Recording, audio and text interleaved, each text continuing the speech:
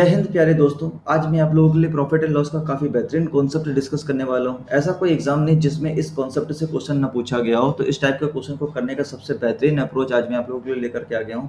आप लोगों को पूरा वीडियो आखिरी तक देखना है। तो देखिए, क्वेश्चन में बोला गया है कि रघु ने एक वस्तु को 15% की हानि पर बेचा। यदि वह उसे 5% कम में खरीदता और 195 रुपये अधिक में बेचता तो उसे 10% का प्रॉफिट होता। तो मुझे क्या बताना है? कॉस्ट प्राइस बताना है, सीपी बताना है क्या है। तो कैसे करेंगे इस टाइप का क्वेश्चन को? सबसे पहले मुझे एक बात बताइए, यहाँ हम लिखेंगे कॉस्ट प्राइस। तो कॉस्ट प्राइस अगर हमने लेट कर लिया 100 रुपये, हमने लेट कर लिया, हमारा कॉस्ट प्राइस कितना है? 100 रुपये। तो अब हमको स्टार्टिंग में क्या हो रहा था? 15% का हानि हो रही थी। तो 15% की हानि का मतलब हो गया वो कितने में बेच रहा होगा? एसपी क्या होगा उसका? 15% कम, यानी कि 15 रुपये कम तो 85 रुपये। ये हो गई उसकी एसपी। अब हमसे बोल रहा है कि यदि इस वस्तु को 5% कम पे खरीदा होता तो इसका मतलब कॉस्ट प्राइस उसका 5% कम हो गया होगा।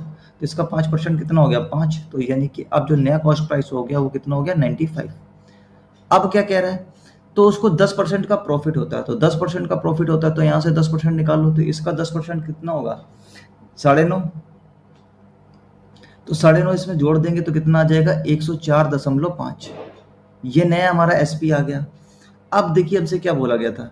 हमसे बोला गया था कि 195 रुपये अधिक रुपए में बेचा गया। तो हमारे हिसाब से कितने रुपए अधिक में बेचा गया? ये देखिए, पहले 85 रुपये में बेचा जा रहा था, अब 104.5 रुपये में बेचा जा रहा था। तो हम लोग इसका डिफरेंस ले लेंगे तो कितना आ जाएगा? 19.5। 19.5।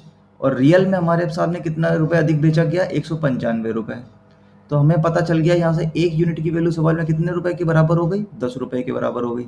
और हमसे बोला गया था कॉस्ट प्राइस निकालो, तो कॉस्ट प्राइस हमने कितने रुपए माना था? 100 रुपए। तो यहाँ से 100 यूनिट की वैल्यू कितनी आ जाएगी? यानी कि 100 यूनिट की वैल्यू हो जाएगी 1000 रुपये। यही हमारा क्या हो गया? करेक्ट आंसर किस ऑप्शन में दे रखा है? ए ऑप्शन इसका क्या हो गया?